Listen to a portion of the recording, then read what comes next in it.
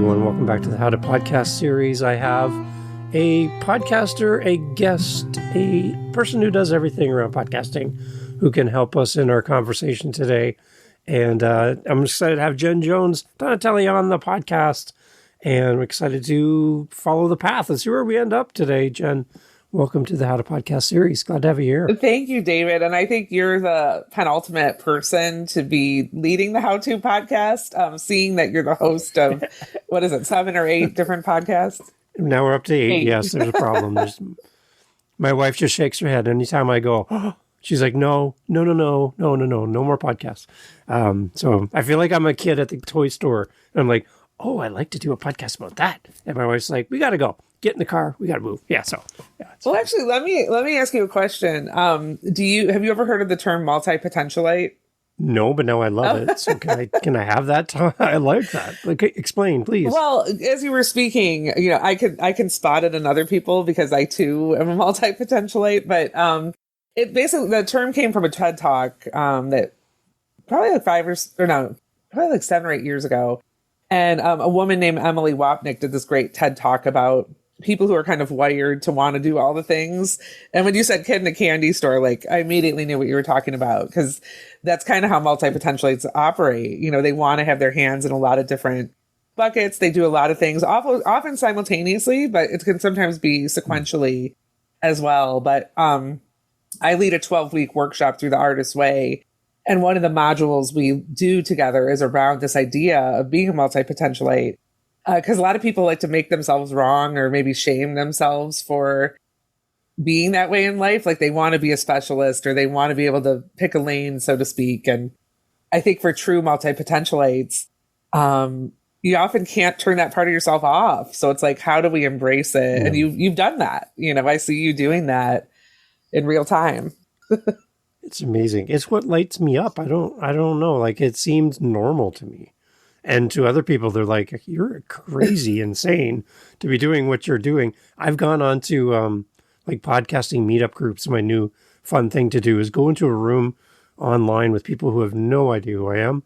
I've never met them. Like I'm in one in England, and I come in and I have my Canadian sign above me on the screen, and they're like, oh, darling, who are you? Welcome to the podcast group. Tell us about your show. And I'm like, well, I have 8. And they're like, oh, 8 episodes. Oh, great. You're just starting out. And I'm like, no. I have 8 podcasts. And they're like, you can see people with their head down listening and they look up at the camera like, did he just say 8? Yeah. So, but to me, that seems normal because I'm just following my passion. So, yeah. And that energy that you derive from doing the podcast is probably what allows you to have that momentum. Yeah. I love it. So we're among friends, the two of us. So that's good. So how does all that demonstrate for you then? You've kind of broken down who I am. How does it play out for you then? Yeah. So I have a business called Creative Groove, and I offer courses, coaching programs, community, anything else starting with C. Just kidding. Around creativity and self-expression. So a lot of the topics I focus on are things like, freelance writing, podcasting, different creative pursuits, helping people find their creative groove around that and really kickstart those creative projects. So I have a lot of different moving parts to my business, and they're all rooted in different areas of my expertise. And I think the reason I can kind of focus on so many different things is my professional path was that of what we would call a multi-potentialite, of doing many things, especially as a freelancer. I was a freelance journalist for 2 decades. So I had a lot of different beats that I covered, everything from food to travel to wellness to even dance and cheerleading. I mean, a lot of different, areas of topic matter, so to speak. And so I've even found ways to be a multi-potentialite within being a multi-potentialite. And I like to support other people in kind of embracing that part of themselves. And that's what I work with a lot of my coaching clients on, is how do you create an ecosystem so that it all works together? And I think you're a great example of that, because otherwise, like I think about an iPhone and it has all those different areas that are draining your battery, photos, video, and that's what can happen if you do a lot of things and you don't figure out a way to integrate and have like what I call an ecosystem of sorts. So I think oftentimes if you don't know how to use it as a superpower, it can turn into a setback. And so that's part of what I focus on with my clients. It's dancing on that razor blade Ooh. of, where we're going to be most effective and what's least effective for us, right? Yeah, and how not to get drained and depleted as you're pursuing so many different things, and there is a method to the madness. It's just kind of figuring out what is that method for you. Do you get a lot of highs and a lot of lows as you see the world? Because for me, I'm kind of a straight across. If I went to a sporting event, you'd be like, Dave, are you even interested in what's happening? Oh. But I'm enjoying it, but I'm not like crazy freaking out or like crazy low. I'm just kind of all the way through. I guess I have my creative groove is this consistency. What's it like for you then? That's a good way to put it. I find that the ebbs and flows really come around bandwidth. And I just heard about Parkinson's law. I don't really know how to describe it because I don't know exactly what it is, but it has something to do with no matter if you're working on 3 projects or 30, you're always going to find a way to expand your time, to fit into that. And so I've often found like highs and lows, so to speak. I don't really look at it that way, but it's like if I have a bunch of projects I'm working on versus just a few, that often determines how I'm feeling and the energy that I'm bringing in. And I've often operated at that larger end of the spectrum. And honestly, that did come at a cost at times. I definitely burnt out and I had to learn, what is my ideal bandwidth? What is my creative frequency, so to speak? And what are the conditions under which I create best? Because when you work for yourself, you actually have to set boundaries for yourself or else you could take it too far, And so I realize this is like a totally different topic than what you asked, but I mean, I'm a pretty like energetic and upbeat person. So I tend to be like up here a lot of the time. I don't know. I don't know how to answer that question, but I think it's an interesting one. I think because there's times where I feel like my wife is very concerned about me, that I'm going at a certain speed and have all these things going and those plates spinning on a pole type thing and starting to wobble. And she's like, are you okay? Like you got a lot going on right now. And I don't know how you kind of keep all this stuff going. I just want to make sure you're all right. But to me, I'm in my happy place. I'm like, I know that plate's wobbling and it's going to fall any second, but I'm having a great time. I'll get to it, but I'm just so caught up in what's going on. I don't know. There's something about podcasting that really fills a need for me. I don't know if maybe I'm an empty nester. You got younger kids than I do.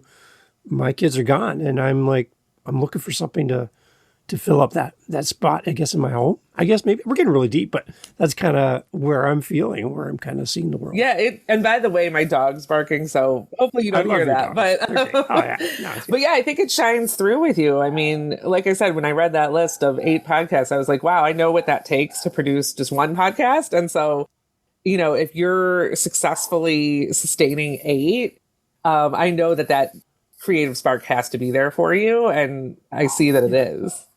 So how do we give us some insight from the great guru here. How do we find our creative groove in podcasting and content creation? I'm here to learn. I want to know. Take us down the path. What do we need to know to find that creative space and find that groove? What do we need to do? Well, I think the first thing is to kind of own the fact that you want to start a podcast. Because I think I've seen a lot of people in different Facebook groups or just clients I'm talking to or podcasters.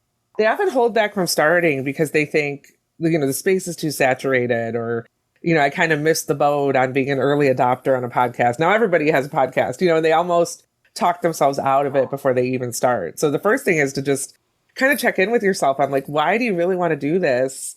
And why your voice matters in this bigger conversation, because otherwise you might miss out on a great creative opportunity for yourself. So that's step one, is to check what those limiting beliefs that are coming up for you are and see, kind of reframe to think about why you want to start a podcast and why you should, and just go for it. So that's step one. And then step two is, and I know for you, David, you have a full-time job, and you manage all of these things on the side of that.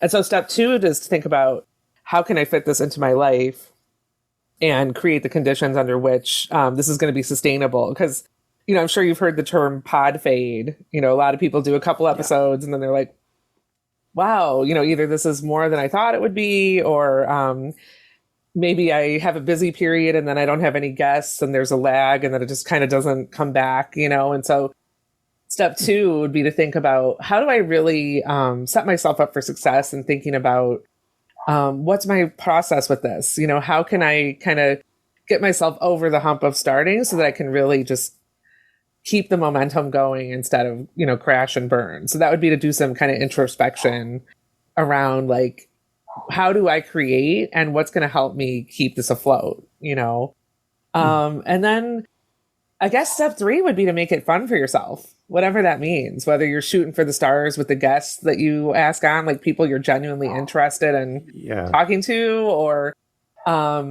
having a fun process around the day you do your podcast. Like maybe it's like a certain like accessory you wear, or just something that makes it feel fun, or a ritual even of sorts.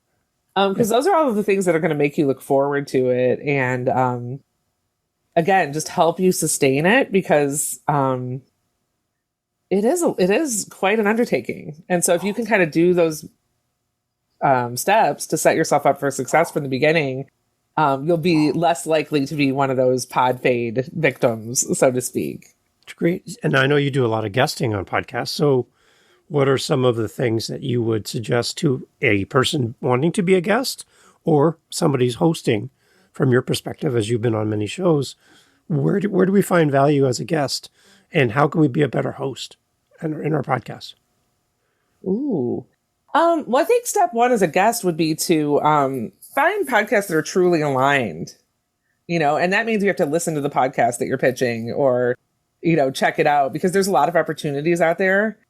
And so you kind of want to make sure that you're aligning with podcasts that suit your message, or what you have to say, because that'll help you have a great rapport with the host and be something that you want to promote, because like, this is an aside, but I remember when I was a journalist, we all had this joke that, sometimes you would write an article and it would get edited beyond anything what you'd written. And you like, this doesn't even remotely resemble anything I would write, and I used to call that an Alan Smithy moment, and Alan Smithy is an alias that Hollywood directors use when they don't want to be associated with the movie that came out.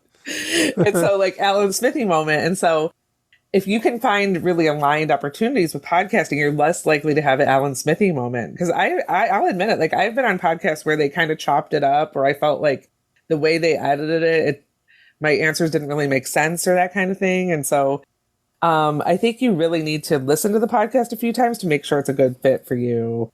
And, look for podcasters that cover the types of things you like to speak out on. So that would be one of my top tips, is to just like do your legwork, choose the opportunities that feel really aligned, and don't be afraid to ask for questions ahead of time either, or even just talking points. Some podcasters kind of ask the same questions every time, and so you have a sense of their format. Like I know a couple podcasters who just start off with the same exact question every time. So again, if you listen to it, you're going to get a sense of if there's a cadence or a format, that the podcaster follows. Or even like with you, Dave, like you said, well, I like to do a little bit more of a conversation as opposed to an interview, so if I kind of have that knowledge going in, I'll just be a better guest, so any sort of information you can get ahead of time to really think about how you want to show up on the interview and how you can best serve that podcast host and their audience is what's going to make you a great guest.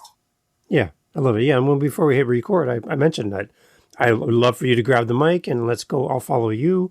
It's kind of like if you have something that comes to mind, you're not going to be sitting here waiting, hoping I ask the question to the thing that you want to talk about, because we're doing this together. So that gives you the opportunity to say, I want to go this way. I'm happy to follow you and follow you down the path as well, because that's the one thing about being a guest on a podcast is I wanted to bring value to you as a guest as well, so that we have that back and forth. So it's kind of the idea behind what I do here.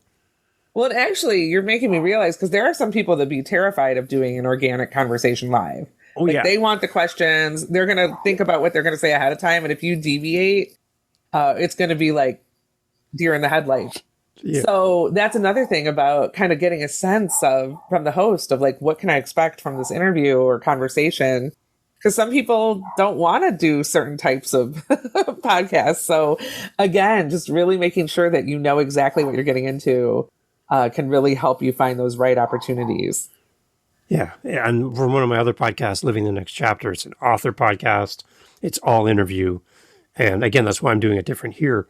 But for that one, they're like, can you send me the questions? And I'm like, well, I can send you a list of questions. I can't guarantee I'm going to use any of them. Right. And they're like, and when we were done, they're like, wow, that was great. How, like, you must have had all these questions written out. That was awesome. I'm like, behind the scenes, I really don't know what my next question is. I'm following you. Mm-hmm. And when you come on my show as a guest, you're the expert on you. I just want to get to know you. So I'm not going to have any questions that seem difficult because you're the expert on you. And so I don't think I can stump you on anything about you. So I really don't know the next question. And they're like, that's really weird. So it does feel like a trapeze artist in the circus with no net. You're just hoping that the next person's there to catch you. It's a little bit of a dance, I guess, that's happening when we do interviews. Absolutely. And I think you asked about being a host too. I think one of the things that can happen as a host is you're hyper aware of everything going on. Like you're noticing the tech, or you're noticing like, oh, my headphones are off. And sometimes that keeps us from fully listening to the guest. And so it's like, sometimes you really have to make an effort to stay connected to what the guest is saying so that you can build like you were talking about, instead of just sticking to the script, like being really present, instead of kind of having that hyper awareness of, oh, it's hitting 30 minutes, or I got to do this with the garage band, or whatever it is. Because that, if you're not present, I think that hampers the conversation. Yeah. Because I've heard other interviews on podcasts, and the guest will answer this amazing answer and leave off something like, and that's the time when my car broke down and I almost died. And then the host is like, okay, next question. Exactly. Your favorite food. And you're like, wait a minute, hold on. I'm listening to this podcast. You're like, what happened in the story? I want to go back. And the host is just so fixated on the next question. They're not really listening. And I just get a little bit like, oh gosh, there would have been an opportunity to kind of go, let's put the questions aside for a second. We can come back to them, but can we talk about that? Because I didn't even know you were going to say that. And now I'm curious. And I feel like we speak for the audience in that moment going, yeah, we're all want to know about that story. Tell us more. So be flexible, I guess. Yeah, be flexible and adaptive, and notice, opportunities to shift what you're talking about, or you said, like, delve deeper into something that's just fascinating, instead of being like, I got to hit these certain markers and like, that's what it is, Any frustrations from your part being on shows as a guest, and you're like, oh, this is not going, we don't have to name anybody, obviously, but was there any kind of like situations where as a guest, you're like, this doesn't feel great? Like I was hoping for a little bit more, or maybe even after the fact and the episode goes out and you never hear from the host again? Like any of those kind of situations for you as a guest? No, mostly it's been great. I mean, like I said, there's been a few times where I was like, wow, that editing was really choppy, or the end product didn't really make sense with whatever I was saying. But mostly, no, I've encountered a lot of professionalism, and it's kind of taught me how to be better as a podcaster, working with other hosts, guesting on podcasts. And it's interesting to think about how I've seen certain people using podcasts too. Like, some people use it for lead generation. Other people use it because they just want another arm of their brand. Other people just do podcasts because they love it, or they have a subject they love to nerd out about, And so I realize I'm getting off topic from the question again, but I've learned a lot from listening to other podcasters, hosting on podcasts, and seeing all the different ways you can approach it, and best practices, really. So I've mostly had great experiences. It's good. Yeah, the one thing I struggle with as a host, and maybe you have some insight for me to help me, on my Living the Next Chapter podcast, I talked about the author one. It's 2 years old, that podcast, and I've had 320 guests in 2 years. So I'm releasing 3 episodes a week in that show. I'm already preloaded into February for next year. We're recording this in December. So if I stopped today and didn't record another episode, you wouldn't even know until like March. So, but what happens to me is I have all these great interactions with my guests, and many of these are one-offs where they haven't written any other book since, or they're not really actively doing anything right now as an author. And I want to keep the relationship going. I don't want it to be a one and done transactional thing where they come on my show as a guest and then they never hear from me again and I never get to talk to them again. I want to kind of keep that relationship going in the future, but I don't know how to manage that with so many episodes and so many interactions. How to do that in a meaningful way as a host to honor my relationship with my guests. I feel like I owe them more than just the episode. I don't know if you have any insight for me to kind of help me continue. One person said, just have them back. And I'm like, well, I already have like another 100 people wanting to get on the show. So I am already pre-booked into the future as well. So just having them back doesn't always work to continue that relationship. I want to keep that alive. I don't know if you have any insight on maybe how I can do that. Oh, the thing that came up for me, I'm not sure if this would make sense. It just depends on your objective, but to maybe have a Facebook group that people can join after they're on your podcast. And maybe it's specific to each of your podcasts, or maybe you just have one big group for any of your podcast guests to connect in different ways, or maybe you do a monthly Zoom mingle, once a month or something for the people in that group. Because they can probably be helping each other promote or helping share resources. So I guess it depends, if you wanted to have an author specific group, that would probably be different as opposed to like all the different people that come into your world in different ways. Yeah. But that would be an easy way that you're not being spread too thin, and you're still getting that interaction that you're craving and that kind of long-term touch point. The one thing I have been doing is trying to connect guests together. So if I had, for example, I had an author on who wrote a book about traumatic brain injury. She had suffered twice in a row within a short amount of time. So she wrote a book about her journey, working through all that.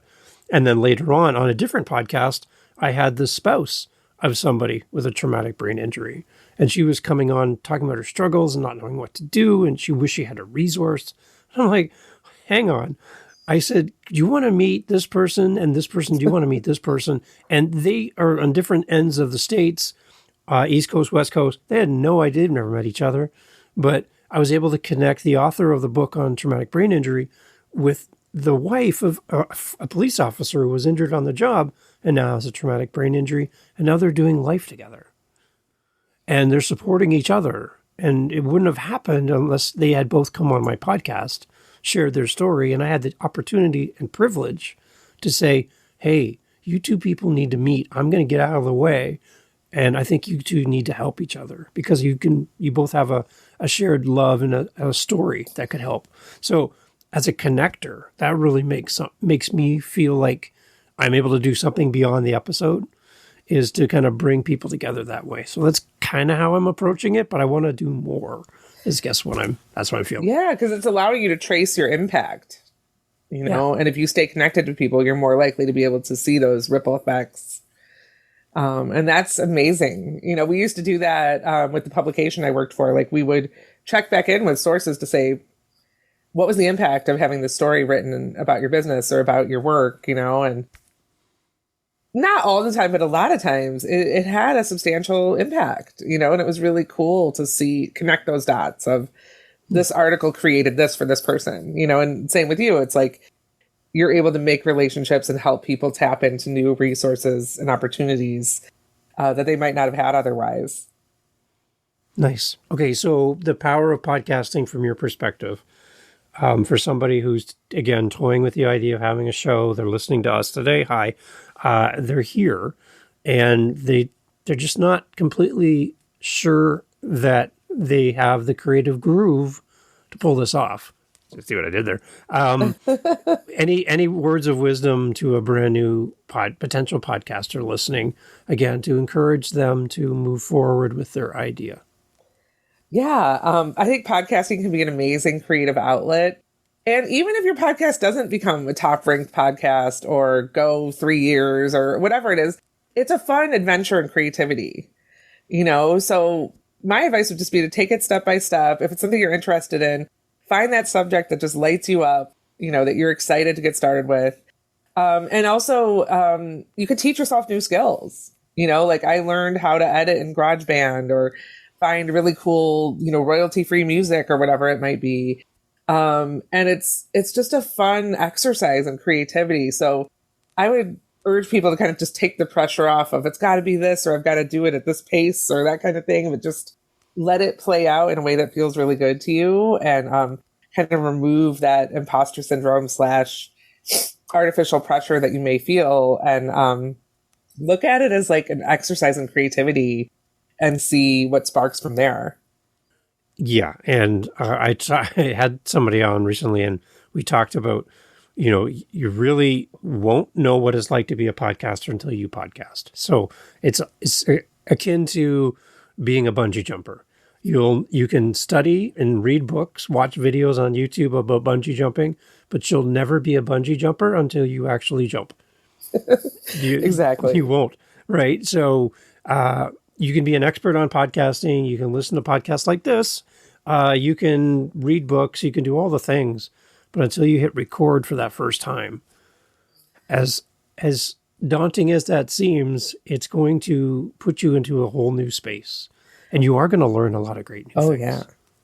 Yeah. And also you can dip your toe in the water by, like you said, guesting on podcasts. So if you haven't done that before and you're thinking about doing a podcast, maybe pitch a couple podcasts or get in one of those need a guest Facebook groups and see what's out there. And do a couple interviews because that's going to give you a sense of the process from start to finish of what it's like for the guest and what that experience is like of recording a conversation and seeing it become a podcast. It's amazing. You mentioned you did podcasting in the past yourself. Mm-hmm. Yeah. Tell us about that. What was your podcast about? So I've had a couple of different podcasts. I was a editor for a local publication for several years called Freshwater Cleveland. And we had a podcast called Fresh Faces that kind of highlighted, it actually highlighted winners of a local award. So we would tell their stories. So that was kind of something I did through work, but I've also done podcasts on a professional or personal level.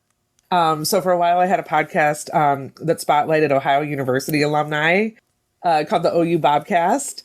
I did a limited edition podcast to celebrate the 30th birthday of the Artist Way because I teach the Artist Way and I wanted to share my Artist Way story, but also share some other Artist Way stories. And then I feel like I'm forgetting one. I feel like I had another podcast. That's so silly. But I have an idea for another one that I'm hoping to launch next year. Nice. But I just love podcasting. So and I also, I recently helped some of my clients launch a 10-episode podcast. And that's called Loving, Leaving, and Leading. And it's 2 women talking relationships. And that was really rewarding to kind of be their creative champion along the way and help them learn that process. So I've been involved in podcasts in a lot of ways as a guest, as a host, and as a mentor of sorts. But I really love podcasting and I'm always down for new opportunities in the realm. It's amazing. Okay, so that's a perfect segue, Jen. Again, tell us more about what you do, who you help, and how we get in your world. What do we do? Yeah, so I'm a certified coactive coach. I have my own business called Creative Groove. So I work with clients both one-on-one and in groups around creativity, self-expression, and solopreneur success. So if you're interested in seeing what that means and what that's all about, my website is creativegroove.com. But yeah,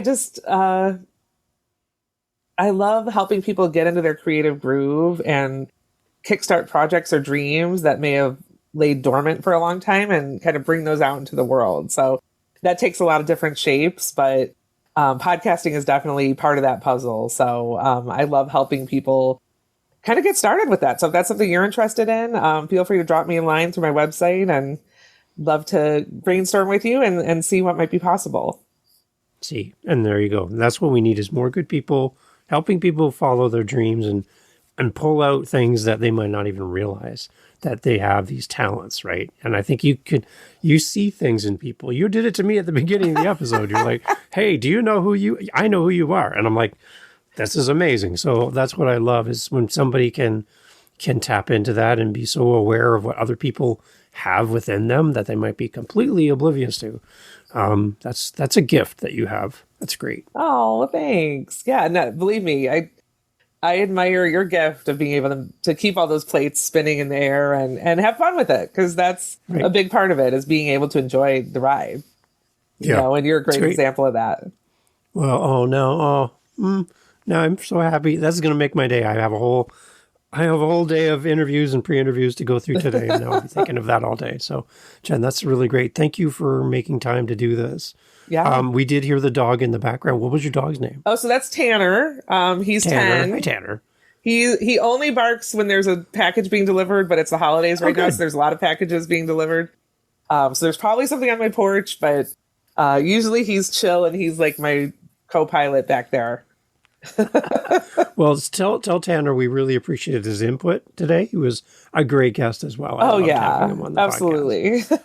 Maybe one of those gifts outside are for him, so you never know, right? Yeah, he deserves it. Awesome. That's great. Jen, thank you so much for being on the podcast. I'm looking forward to the new show. Let us know when it's ready. We would love to listen as well. Thank you. And maybe I'll apply to be on one of the other 7 podcasts. Why not, right? You'll see me again. I love it. Thanks, Jen. Thanks so much. Everyone, all the information in the show notes. Connect with Jen. She's got a great website. She helps people all the time. And if you want somebody who's going to make you laugh and light your day up, Jen's the perfect person for that. Jen, thanks so much. Hey, thanks for being part of the podcast yet again. We are getting dangerously close to 200 episodes. So, yeah, there's that. There's actually probably more than that when you think about it. You have your Daily Daves, you have all the other ones. Yeah, so we're probably north of 200 episodes. But anyways, numerically, this is episode 199. So,